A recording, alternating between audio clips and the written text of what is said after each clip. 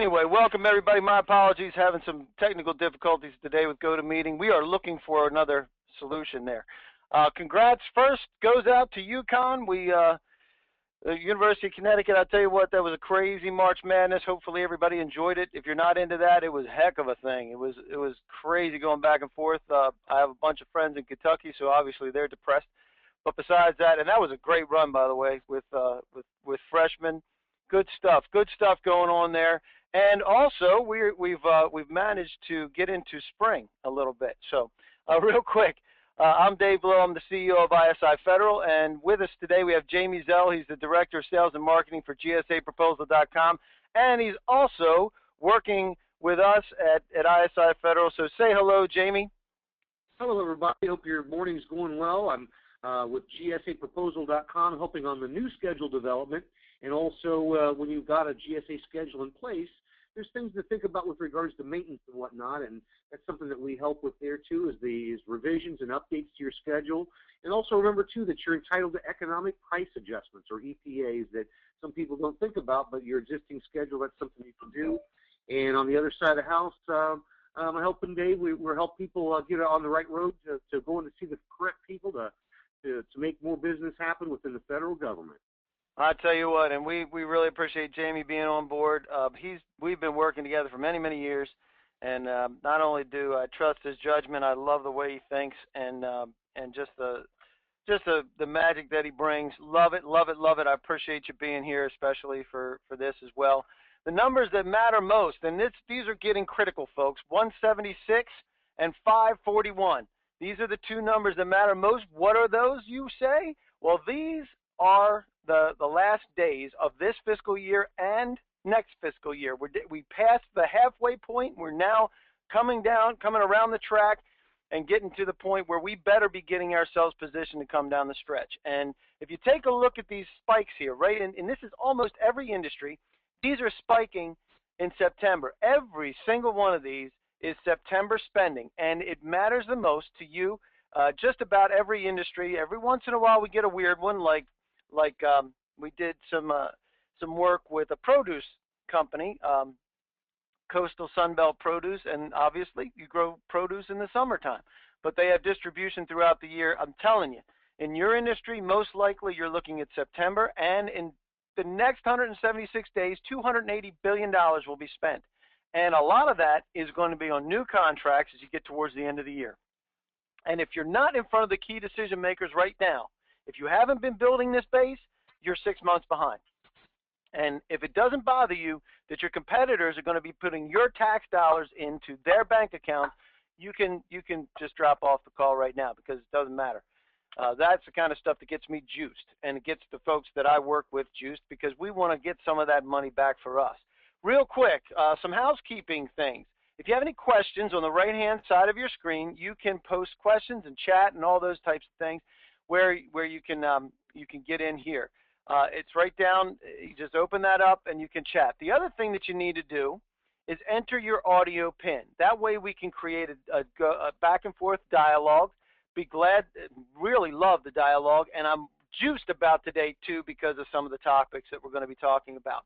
Real quick about us, isiFederal, we are business development folks. We get out, we build the relationships specifically for you, reaching out to the decision makers, making sure we do marketing, all those types of things. It starts with intelligence, understanding the marketplace as it applies to you. Then we can get into some of the marketing services, working with Jamie to get GSA schedules or other vehicles for marketing with the government, and that can include some advice. We can just advise you. We can also do assistance in where we're doing the grunt work. We can help your team by managing their team. They can report to somebody on our staff so that we know that they're doing the right things. We also provide dedicated representation, and this means that we're carrying our name on your business card, walking in the doors, meeting with folks for you, making them sticky to you. And this includes feet on the street in Washington, D.C., the surrounding areas here in Maryland, Northern Virginia, up into Pennsylvania as well. But we are in the hub of federal decision-making right here, and we can help you in that fashion as well. And then, as Jamie mentioned before, GSAProposal.com does Tom does proposal management. They absolutely have a 100% track record in getting GSA schedules awarded. And Jamie mentioned something that's really important. If you already have a GSA schedule, doing the maintenance on that schedule.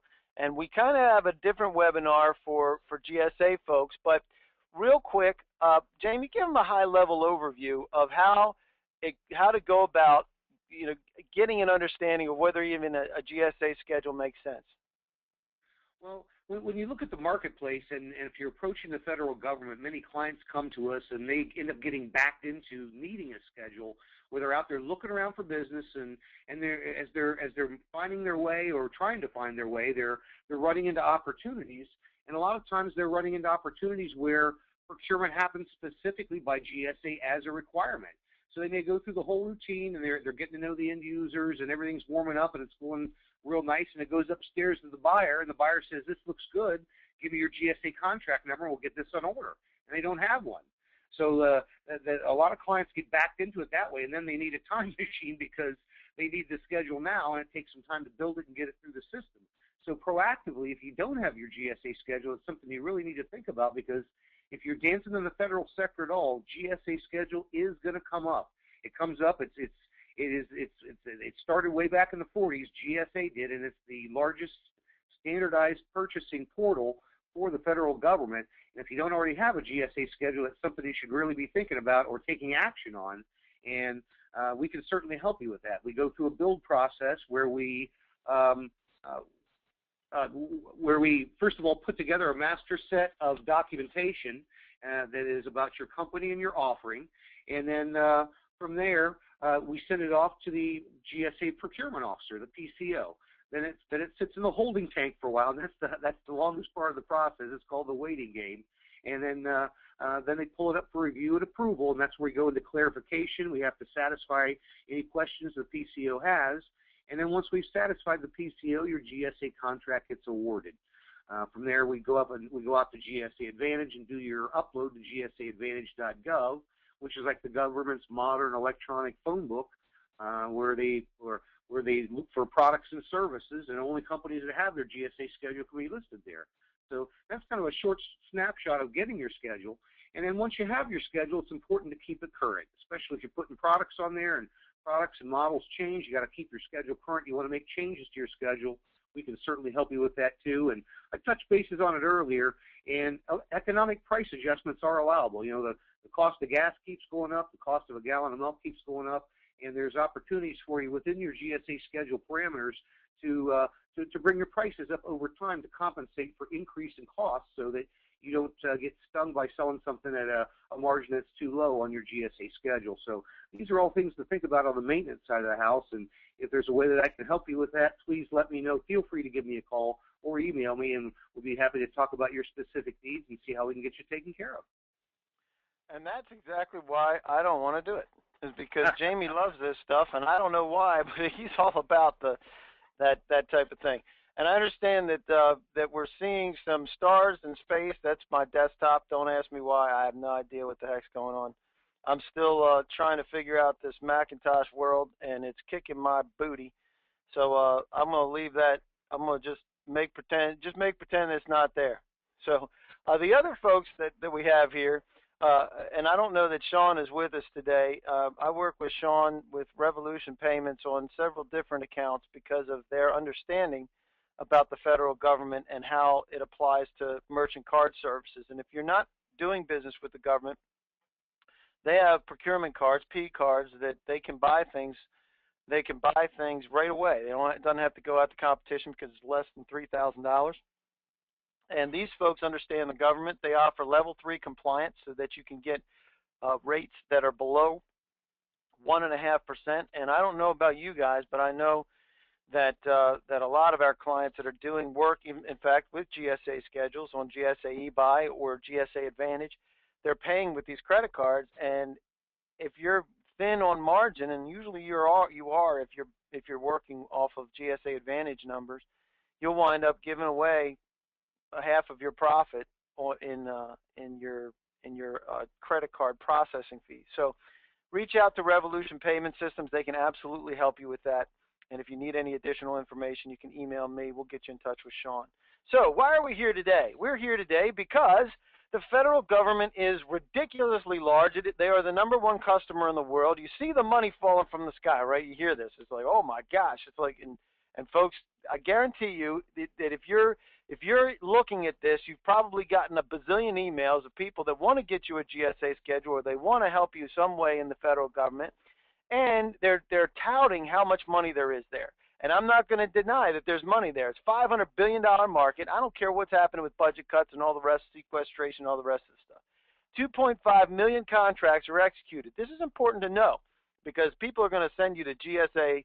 They're going to send you to Fed Biz Ops and things like that. But I'm telling you, guess what? Most of those contracts don't hit in either one of those places.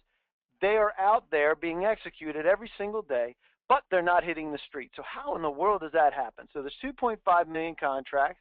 23% of these are set aside for small business, or they're supposed to be. And it depends on the agency. Some of those are actually higher with what they're looking for in the agencies. Now, they buy everything all over the place, and we've heard this.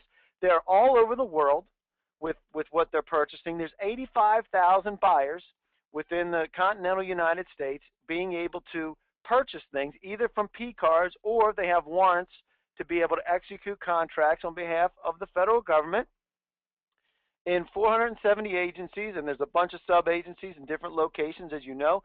They are the number one customer in the world, and to drive this home, 23% of that $500 billion is supposed to go to small businesses. That's $115 billion. That rivals any of your multiple largest companies in the world, right? So the objective here is to figure out a way to get in here. Now, if you want, do you want in?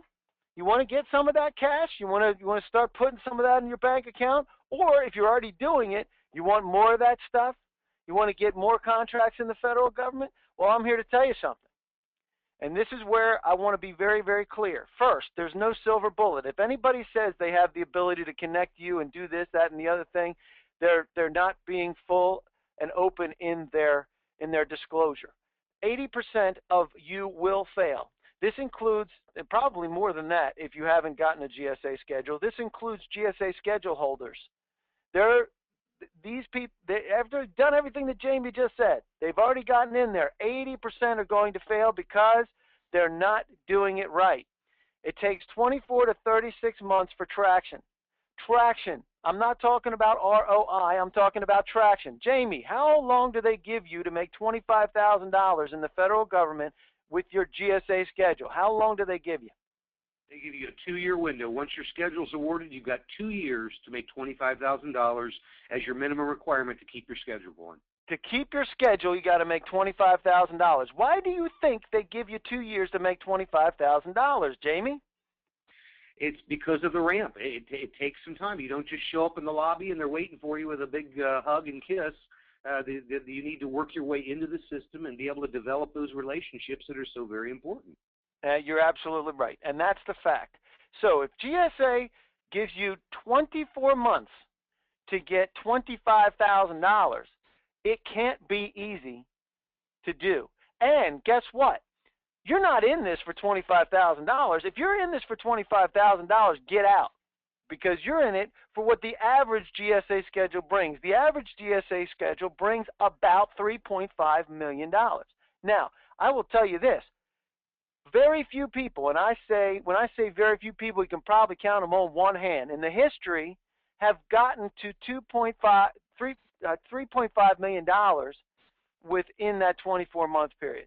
Now, there are some that have. Now, those are people that are probably already involved. They already understand the government and have an additional capability to be able to penetrate that. I got it. But even some of the biggest guys, some of the best folks that have been doing this, really struggled in the first 2 years.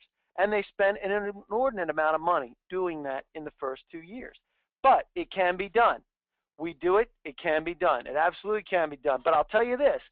If it were fast, easy, and cheap, everybody would be able to do it, and you wouldn't have an 80% failure rate. The things that get in the way, listen to me, the things that get in the way are the traditional entrepreneurial mindset that says, man, I could bull through this, and in 90 days I'll be having some kind of business. No, doesn't work that way. The things that got you to be successful as an entrepreneur will get in your way in the federal government because it is painful. Jamie talked about the waiting game. Oh, Lord have mercy. We got bids out there that we bid in November of this year, just got reevaluated, and we're still waiting. It's been 35 days. It's a $6.5 million contract. $6.5 million. Nice size, right? Definitely. Good stuff. Still waiting. Still waiting. And that started in November. So now that you know that, you still want in? Because here's the time where you can make the decision. Great time to bail off of this webinar, because I don't want to waste your time on getting into the federal government if it doesn't make sense for you. But if it does make sense for you, we'll be able to tell you some of the pieces to help you get in there. All right? So real quick, if you want some more information on this, just finished the ebook last month. It's up there, and if you shoot me an email, I'll get it to you. Debunking the federal myth. Why do these 80% folks fail? I've already touched on that a little bit, but we'll talk about in the book. It goes in a lot more detail. How the winners do it. Wouldn't you like to know how these folks get the business? There's 12 steps of winning the federal business. Give you some opportunity development tips and how to get ahead of the RFPs, and give you links to resources. It's free. It's free. And part of that is the 10 Commandments of Networking. It's in there on page 43, I believe.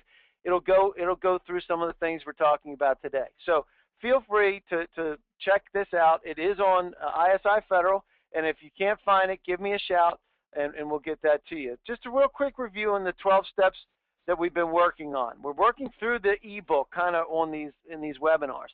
We're talking about getting smart about the marketplace. Before you do anything, for crying out loud, make sure you know what the marketplace looks like. Don't go in there guessing. Don't go in there listening to anybody else either. Make sure you understand how the market applies to you. The next thing is develop your federal strategy. And part of that strategy is establishing a budget. It's not going to be free, it's not going to be easy, and it's not going to be cheap at all. So make sure you're budgeting for success, because if you don't, you're budgeting for failure. And then all the time, all the money you've wasted is gone. It's just gone. It's gone. And I see it happen all the time.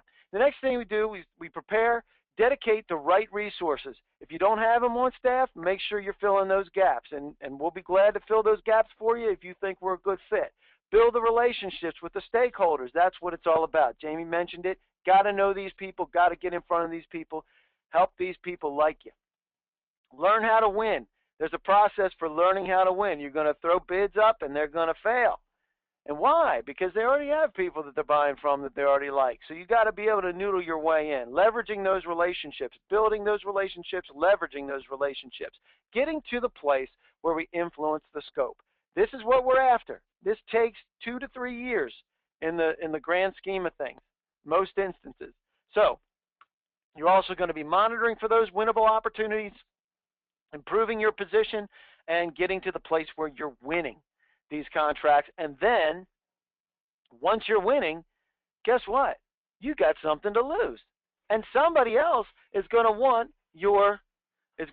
some of that and try to steal that from you, right? So once you've won, you got to keep winning. You got to keep those competitors at bay, right? Today we're going to be talking about building those relationships with all of the stakeholders and how we can reach and communicate with these folks, getting yourself in front of them. And one of those things that we got to know is who are these federal decision makers? And we call this the who that matter to you. No, it's not Dr. Seuss, but I'm telling you, it's the who that matter to you. Not everybody else, just you. And how do they make decisions? Because if you know who these people are and you know how they make decisions, then you can develop your approach to being able to appeal to them, right? So here we go. Who are we after and how can we reach them? And today we're going to be talking about networking. Now, a lot of folks, now this can be a polarizing thing depending on who you are and what you do, because networking is not about selling. Networking is about relationship development and being able to meet people. So in order to understand this, we're going to talk about the people, the who that matter to you. The key people involved in this, they have different needs, different roles, different buying motives, and different reasons for making decisions. So depending on who you're talking to will depend on how you approach them because of the job and the role that they fill in the federal government. Real quick, project managers, program managers, They're responsible for driving initiatives. They're looking for new ideas. They are influenceable. The objective, again, is to get ahead of the opportunity and influence the scope. And includes the requirements, your capabilities, making sure that that gets funneled into that. Their job is to get the job done right. Your job is to tie in with the initiatives that are being driven down on their head, whether it's green, environmental stuff, cloud computing, security, whatever it happens to be that those initiatives are. And your job is to tie in with those initiatives, help them look good. Now, one of these is a core human emotion to help them look good. We're going to be talking about that specifically, very specifically today, as a matter of fact. The next person is a technical representative, could be called a core, could be called a COTAR, could be called any number of things depending on the agency. But they're busy. They usually report to the PM. They bridge the gap to kind of assemble the technical documents. They're generally risk averse because they're lower down in the organization. When they're assembling these requirements, they're looking at similar purchases, they're looking at the standards, they're looking at all the different things that apply to this particular purchase. Could be the Federal Acquisition Regulation or the FAR. Their job is to assemble these requirements. So your job is to help them with the requirements and help them look good, right? So the next person, here we go. The contracting officers. These are the guys with the bucks. These are the ones that sign the contracts, that execute they have the warrant capability to be able to spend the money. So it's the other side of the house, the procurement side of the house. They're not going to teach you on how to do business with them. They don't even want to talk to you if you don't know how to do business with them. And one of the things Jamie mentioned, GSA schedule, that shows them that at least you've done that much. That's not the end all and be all. In fact, that's just the beginning. That's just the beginning. So they're risk averse. They don't like new things. They're experts in moving paper. Now, this is not to diminish their job. This is to understand their job. Their job is to move paper. So if you're going to go pitch them on how great an engineer you are or the latest Wizmo gadgetry that you've developed in your app, they don't want to know. They don't even care. All they want to know is how can they buy from you? How can you help them? How can they buy from you? So they want the fastest way to purchase. And if you don't have the right GSA schedule, if you don't have the right procurement mechanism, that's not fast. That's not easy. And so they're going to throw you right out of the pool. They're going to look for somebody to help them make their job easy. Your job, make them feel valued, and easy is good. So make it easy for them and make them feel valued. So here's where we get into the next phase. Think about how people can be valued. Oh, real quick, sorry, I forgot. This is last month's thing. What we went through was developing a capability statement. If you haven't done this, got to do this. You should do this anyway. Even if you're not getting in the federal government, it's a great exercise. Great exercise for developing your pitch. Great exercise for developing something that's concise. One page, has all the information on it. The left side speaks to the contracting officer. Right side speaks to the program people. And the bottom is a success story. You get the past performance. Past performance, critical. Your vehicles, critical. If you don't have past performance and you don't have vehicles like a GSA schedule or other contract vehicles in the federal government, you're going to be in trouble. You're going to be in trouble. You got an uphill climb. You got to get in and get those things started. So that's real quick about that piece.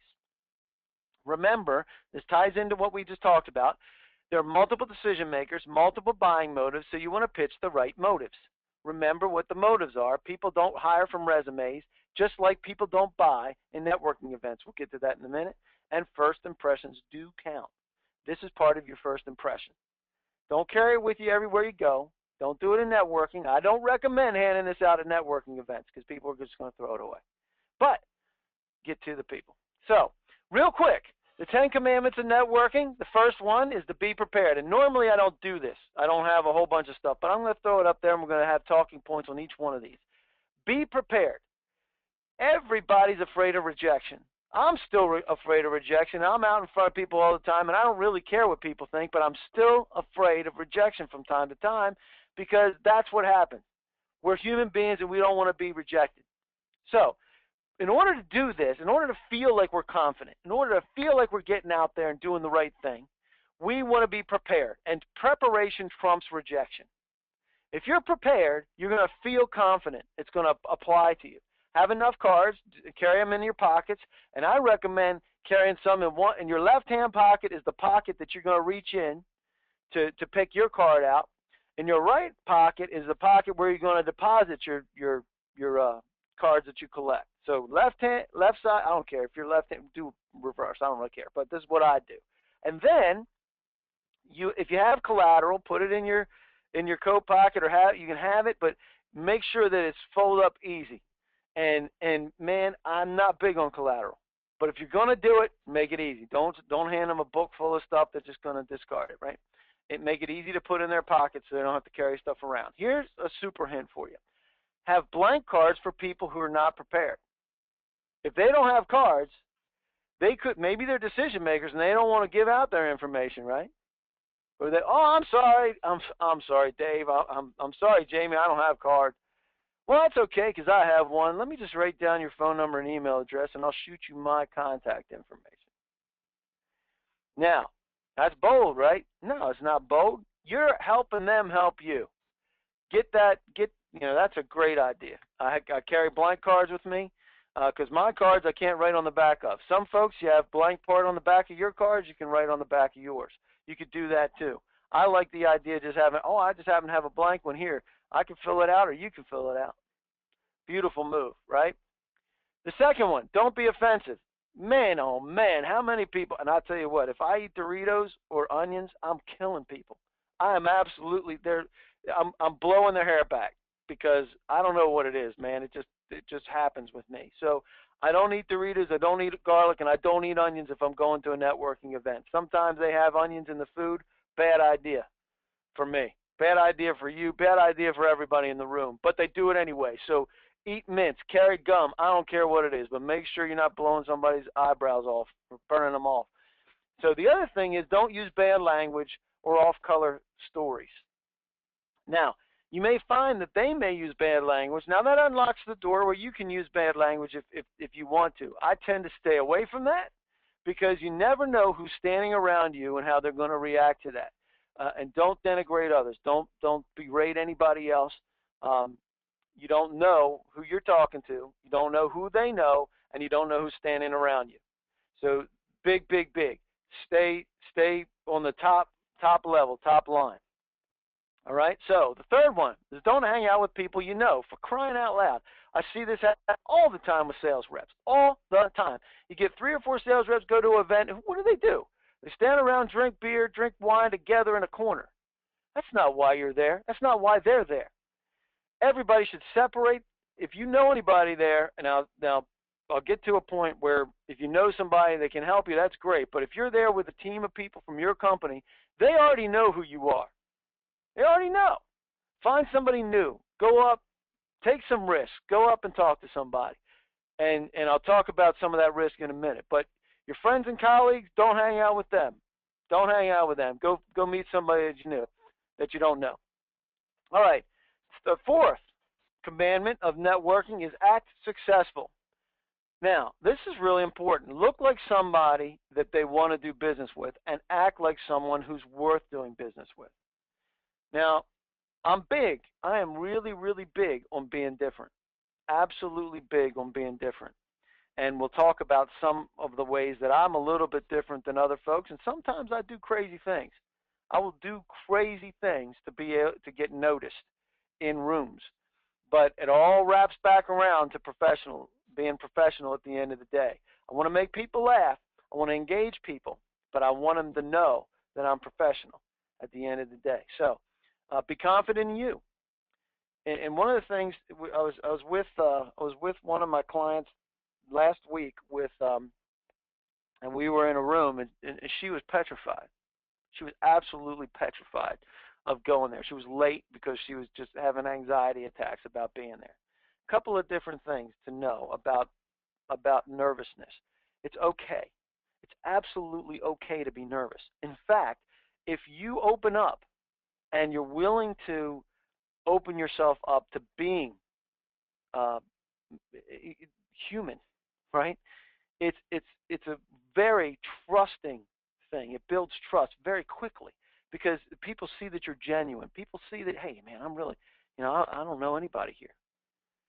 This kind of makes me nervous, and it makes them want to help you even more. Beautiful thing. So don't be afraid of being nervous. Get out there, engage with them. Right? A lot more people are much more willing to help you feel at ease. And if you happen to find somebody who wants to step all over you, right? You may be in the wrong place, right? They may be a competitor and are afraid that you're there to take some of their business, right? The other thing is they just may be insecure people themselves. So, and you also found somebody that you need to pay attention to because if they're bullies, not good, right? But most of the people there, I'm talking about most, the high 90% are more than happy to help you feel at ease, to help you fit in. The next one, the fifth, is Philo. First in, last out. I love this one. And so many times it's hard because getting there early, sometimes I'm trying to get there and I can't get there early, but I'd really try to be there half an hour before the event starts. And you can get there, you get a lay of the land, you get to hang out with people that are setting up the event, and those people know a lot of the people that are there. If it's an association, a lot of the brass are there from the association. They may have had a meeting beforehand a lot of time where, they're working on things, and then all of a sudden they're just moseying around and helping people get things together, setting up tables, putting out stuff. Help people do that. Start to build that type of relationship, and let them know that you're there for the first time, or maybe you're there and you really like to meet some people, but you really don't know and you're kind of nervous. Man, these are the kind of folks that are going to help you. And you'd be amazed at how many people are willing to do that, first of all. Then last out means that you're the last person. Maybe you're helping pack up or you're talking with people. I tell you what, more often than not, walking out the parking lot after they're throwing you out and they've already closed down the bar or whatever, you're on your way out the door, that's a great time to be able to talk with people, and there's nobody else that's trying to get to them at that particular point. You're just shooting the breeze, hanging out, talking about the Final Four, talking about whatever, baseball, talking about the weather, I don't care. Doesn't matter. Getting to know those folks, walking out to the car, and then you'll be amazed how many times they're really, really high level people, C-level people, or administrators and agencies and things. Okay, number 6 is one of my favorites too, stalking. Stalking, my friends, is a good thing. This is great. When you're going out to these places, know who you want to meet.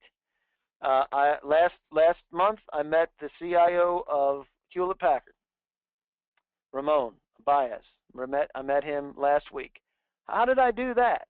I did that because I knew I wanted to meet him, and I met everybody in his team. We already have relationships with HP. We already have people that are working with those, but I don't have C-level access. I don't know Meg, but he does. And I don't necessarily need to get to Meg, but I know that I can drop names. And I know that I can be able to say, hey, I hung out with them, and we happened to hang out with Colin Powell. And that was pretty cool. We were in the front row together, me and some folks from HP, sitting there watching Colin Powell deliver his keynote address at one of their events. Beautiful thing. If you haven't heard Colin Powell speak, highly recommend it. Very, very good. So know the key players that you want FaceTime with, and make sure you're going and introducing your folks, especially the keynote speakers. I got to shake Colin Powell's hand, said, hey, that was great. Really appreciate what you did. And I know some stories about him, so we talked for a minute, and it was great. Had a great time. The association executive directors, board members, we mentioned that before, and make sure that if you're talking to them, you ask them, say, hey, who else should I make sure I talk to before I leave? And you're talking, and now you're going to be doing something that's kind of really cool. We'll talk about that in a few minutes, called manufacturing a referral or an introduction. It's a beautiful thing. We talked about that last month. So a super hint. Here is what I do. I put on my iPhone, I have a note tab, or I put it in an email so I can review it in an email. Well, I'll look and I'll have pictures of the people sometimes of my targets so that I know them when I see them. And because a lot of times I'm after 20 or 30 people at a particular place, and I want to know who they are so I can address them by name and maybe even take a look at the notes and have some links there so I can go back to my CRM and take a look at who these people are. And so, and if you're brand new and don't know anyone, ask the people who are running the show to introduce you to the president or the director, somebody that's in key in charge, and go after them. And most of the time, they're willing to do that because that's what they're there for. Everybody's there for networking, right? So that's why we do it. So the next thing, oh, that's not right. Hang on a sec. Act as if. Act as if you're good friends already. Now, this is a big change for most people. This goes with comfortability. Harvard Business Review did one of the best articles I have ever seen on sales reps' biggest mistakes. And we did this a couple times over the past, and I don't remember what months they were, but it has to do with people. Most people don't have a problem with you acting too familiar. And it's the best way to put people at ease when you're friendly and you're kind of, hey, I just want to come up and introduce myself. I'm Dave Lowe. I'm the CEO of isiFederal. What do you do? It's unassuming, but you have an idea that you're friends already. If you put it in your mindset, you're already friends. And we as humans can do this. We can go out a year or more, and we could say, oh wow, a year from now we could be sitting on a boat together. We could have hung out with our families and had barbecues, and we're friends already. And this is a rapport building technique that you can implement right now that will help you. Now, don't get too excited about meeting somebody that's a bigwig. I met the CIO. I was like, man, that's cool to meet you. I really appreciate it. You guys did a great job here. You're the folks that were here that set up this thing, awesome. Just want to let you know we appreciate being one of your partners. Just wanted to drop in and say hey, shook his hand, and walked away. And because the bigwigs, they don't want to be sold at an event. They hate it. They hate it. They know that they got targets all over them, and they hate it. And don't be intimidated by them. Don't be intimidated. They're there for the same reason you are, doing the relationship thing, building relationships, networking, and building those relationships and making sure those relationships are solid. And by the way, there's no reason to be afraid of anybody. No reason at all. They put their pants on the same way, and you got nothing to lose. We'll talk about that in a minute too. You got nothing to lose. So the next one is listen and learn. Listen, man, if there's anything I can tell you, you got 2 ears, 1 mouth, using accordingly. Listen first. And this is great. If they're not ready, if they're not prepared, if they don't have their elevator pitch down, help them. Help them with their elevator pitch. What do they do? What do you do better than anybody else? How come you're here? What would you like to accomplish by being here? Who are your best customers? So I can understand how I might be able to help you. What's a good prospect or lead for you? That way, oh, you know what? Probably somebody in that room that I already met, because I'm already doing my thing, I'll be able to say, you know what? I just talked to John over there. John is one of these guys. I think he might be a good contact for you. How about we walk over there and go meet him, right? And even if you don't know them, help them with examples of how, well, tell me. Sometimes it's like pulling teeth for me, because I know why I'm there, but they don't necessarily know how to work a room. So I want to make sure that I'm helping them. I'm pulling information from them. So what do you do? What makes you better than anybody else? What made you decide to get into this in the first place? And next thing you know, they're sharing their heart. They're sharing their buying motives. They're sharing who they are. And they're already sharing whether or not they're a potential customer for you, or there's only 2 possible outcomes there. They're either a customer for you or they know somebody who is. So making sure you're building those. So help, and when you're doing this, write it on the back of the cards or on their cards so that you don't forget who they are and relative for that. So the next one, 9, help others first. You just talked about this. You just talked to somebody. You found out what they do. Even if you don't know somebody, walk up and introduce them. I did this with one of my clients last week. I didn't know anybody in the room either, but I introduced her to 7 people. Now, how did I do that? I simply walked up, And I said, hey, Jerry, Dave Lowe, I just wanted to make sure that you met. And next thing you know, they're having a conversation. I walk away. And he looks at me. I'm already acting as if I know him because I'm like introducing somebody. And if I'll introduce Jamie, it'll be like this. Hey, John, Dave Lowe, there's a lot going on here. I just want to make sure that you had the chance to meet Jamie because Jamie makes GSA schedules. I don't know if you're into that, but I was thinking that you might be into that, and he might be able to help you somehow, and maybe you guys can compare notes. Boom, walk away. Power move. And it works like a champ. And who gets the brownie points? Who gets the brownie points? I get the brownie points. I get them. If I'm doing the introductions, I get them. If you're doing introductions for other people, you do. And you look like a baller when you do it. It's great. It's awesome. And you look like you're connected. The next thing you know, people are coming to you saying, well, how do you know him? And I'm talking about walking up to millionaires and billionaires. I've walked up to billionaires and done it and introduced people and walked away. And I get brownie points. I get brownie points from everybody. It's a beautiful thing. So leverage your relationships. If you don't have them, think like you do. Act as if you do and go walk up and introduce them. And you can do it. I did it 7 times last week. And much more than that, actually, but 7 times in that one meeting. Okay, the last one. Now, after all this, if you've been paying attention, you've been saying this is all about who. It's all about somebody else. It's not about you yet. But let me ask you a question. Can I get selfish for just a minute? Now I have the attention of them, and they're zoned in on me. It reinforces the fact that I've been helping others up to that point. It was all about them. Then they're very, very focused on my next statement. And they're in a very influenceable state of mind. You can say, hey, listen, what we do is we help companies understand, plan, and penetrate the federal government. Who here would even care about this? Now, if there's somebody here, who do you think I should be talking to? Is that a fit with your company? Or is there somebody else here that you think I should be talking to? And you can ask them to get together next week, see if there's a fit. That's great. That's fine. And then besides you, who in this room would even care about what I do? And then it's in their wheelhouse. Now, they may have understood what you said, or they may not have understood what you said. But if they're looking to get into the business with the federal government, I'm telling you, you know what I do now, because that's what we do.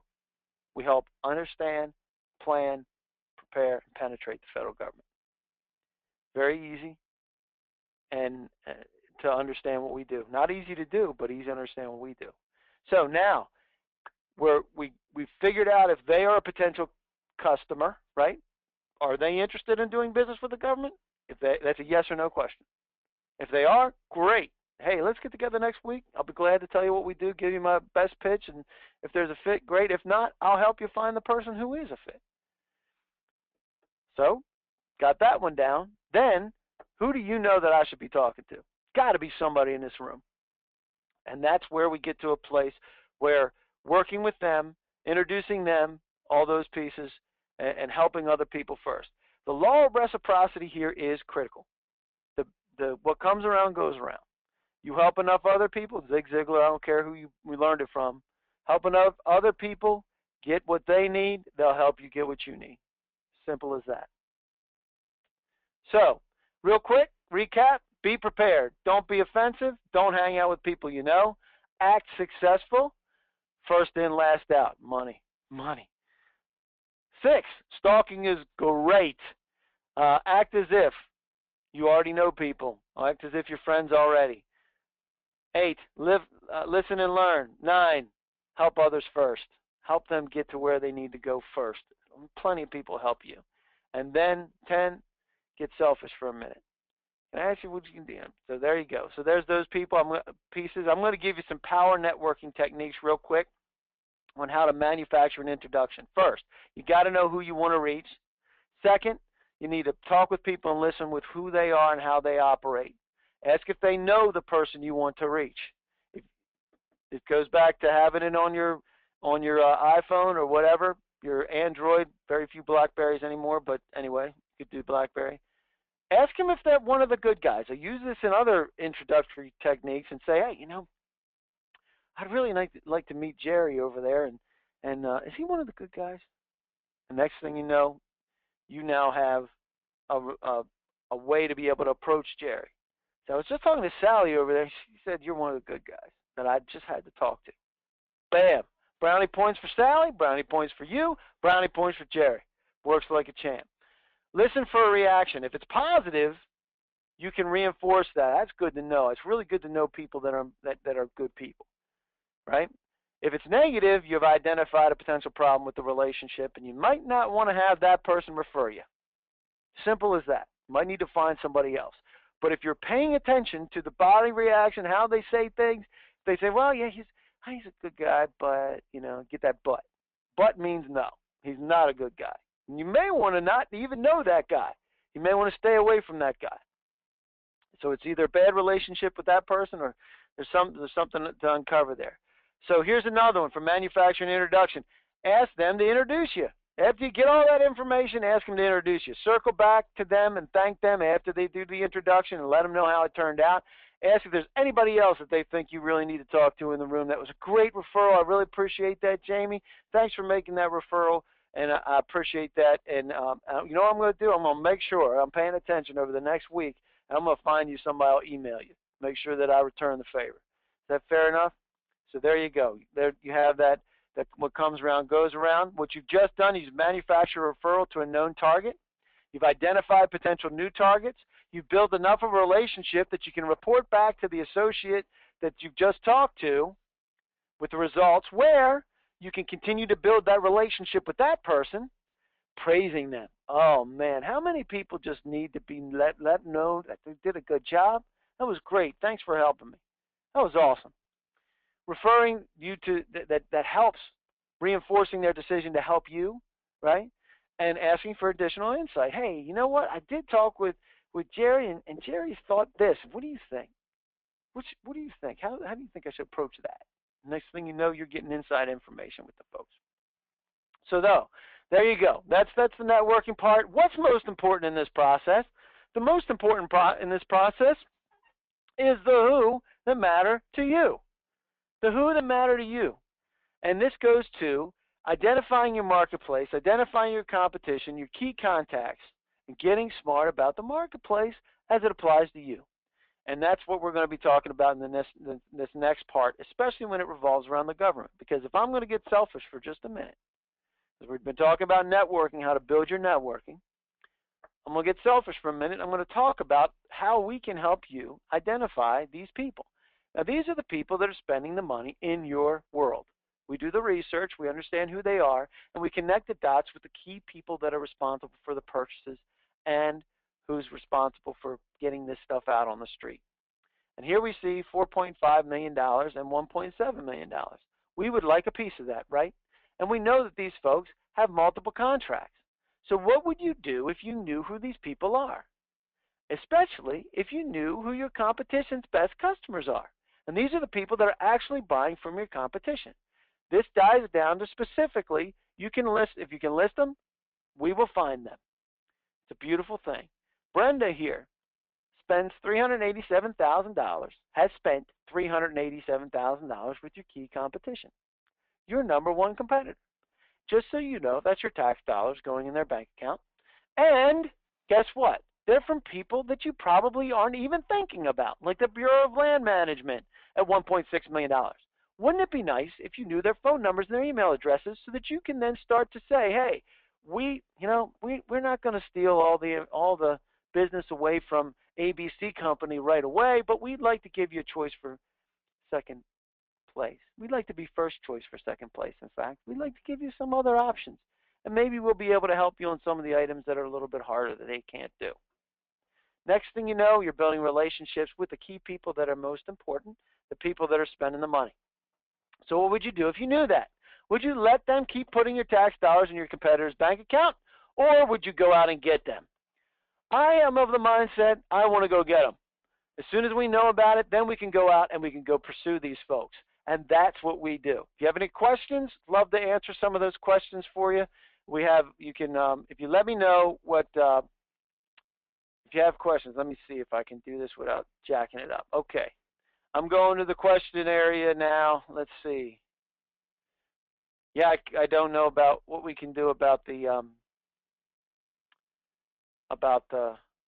way that the format is. I'm going to try to fix that for this next time. Okay, will this presentation be made available? Yes, it will. It will be made available on YouTube, and we'll also send out the slides. And let's see, Jason, how do we get a copy of the ebook? I will let you know. There's a link that I will send out for you with that. So I appreciate that question. We'd like to have that.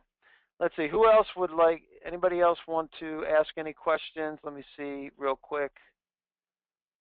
Just feel free to raise your hand if you want to. And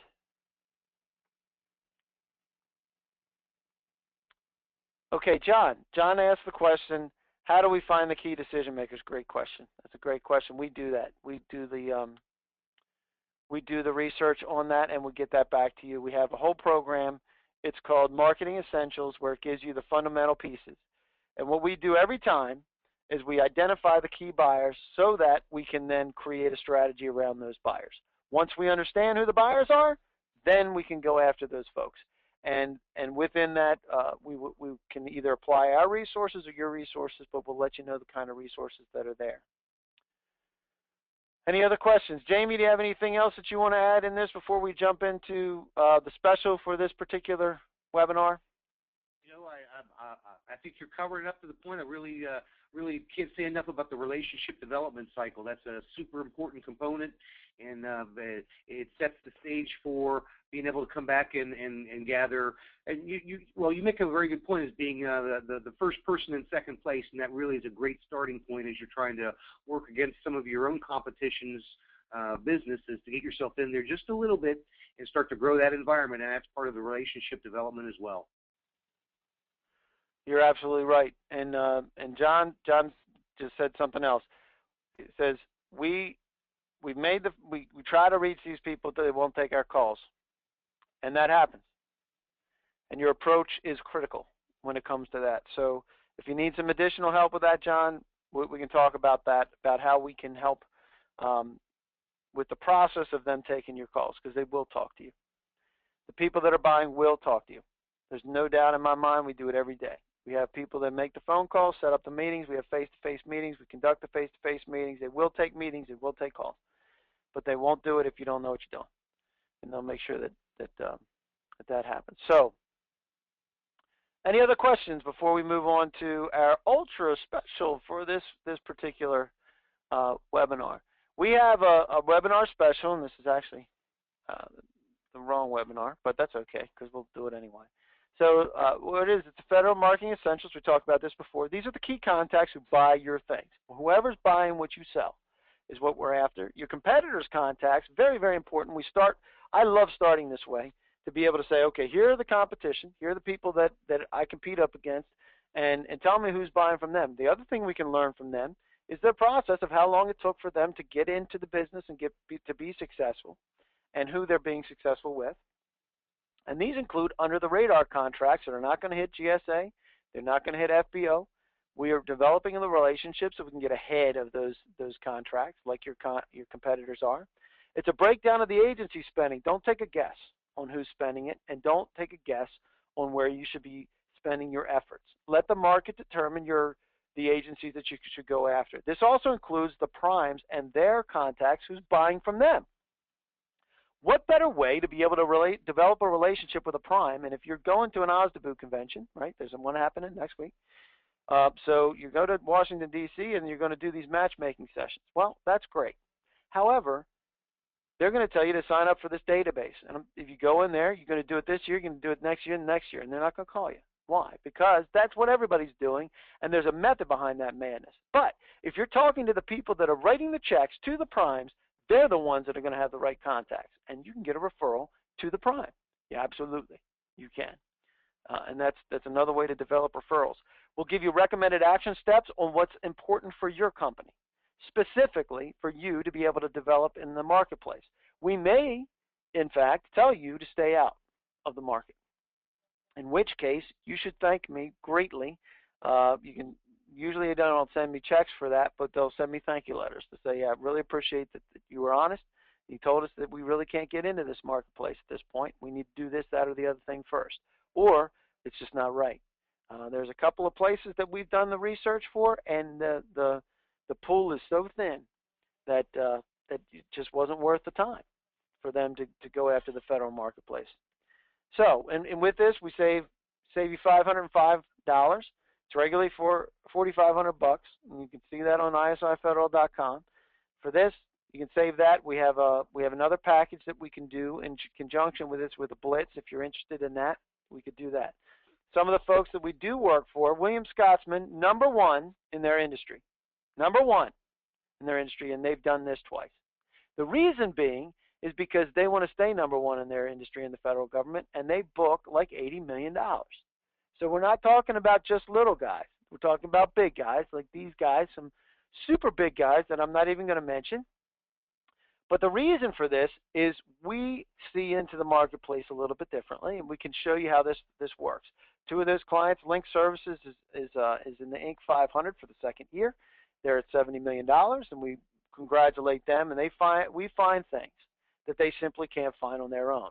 So with this, key contacts who buy your stuff, your competitors' contacts, under the radar contracts, breakdown of your agency spending, primes in their contacts, and recommended action steps. And this is what you need to do to get in front of people so that you can tap into $280 billion in the next 176 days. And a reminder, if you haven't been doing it, you're already 6 months behind. Your competitors have been doing it and doing it for the past 6 months, even though there hasn't been any money. And you're going to need to do that too. So you better get moving, get in there, and we'll help you start winning. And that's pretty much it. Real quick, here's Jamie's information. If you don't have a GSA schedule, please give him a call. They'll do it for less than everybody else in the marketplace, and they have a 100% track record. Any parting comments besides that? Any parting comments about where GSA schedules are today, and if there's any that are closing? I know we haven't talked about that recently. No statement on any closing. In fact, last year they talked about schedules closing. There were 4 on the docket, and it was early last year they talked about those schedules closing down, and later in the year they did not close. So those schedules are still wide open. All schedules are still current, and as far as keeping your schedule current, if you've got a GSA schedule and you haven't looked at it in a while, you really need to go in there and have a look at it, see what's on your schedule, make sure that it's current, and if it's not and you need to get it current, we can certainly help you do that too. Great. And if anybody else has any other insights on things, would love to talk with you about networking successes. I kind of messed that up because of the getting in a little bit late. But next webinar, May 13th of next month, we're going to be talking about maximizing fiscal year 2014. I'm telling you, September's coming. And if you're not prepped, if you start now, even if you start now to get your market essentials, you're still going to be the 1st of May before you're actually going after people. And that is getting late, folks. You've got to get in front of people. They're finalized. They're going to start working on their budgets for 2015. And forecasts don't matter. I don't care about forecasts at all. They're worse than weathermen. They may have and they may not. But projects that money that needs to be spent is going to be happening. They are going to be spending money on things, and they're already doing it with folks that are buying from your competitors. So we'll be concentrating on that. And with that, we just appreciate you guys joining us. It's at the top of the hour, and I kind of talked a little bit too much, and I apologize. But feel free to reach out to me. Feel free to reach out to Jamie. We'll be glad to help you any way that we can. If you need additional information, go to isiFederal.com. Great place. We're kind of ramping up. We have some cool things coming out next month. It's going to be out of control for people that have GSA schedules. And that's just a taste of things to come with dealing with that. So we have some really good tools. So, but the rest of it really revolves around relationships, and that's what we want to help you guys create. So thanks for joining us. We appreciate it, and we will look forward to having you next month. And feel free to reach out to us if you have any questions.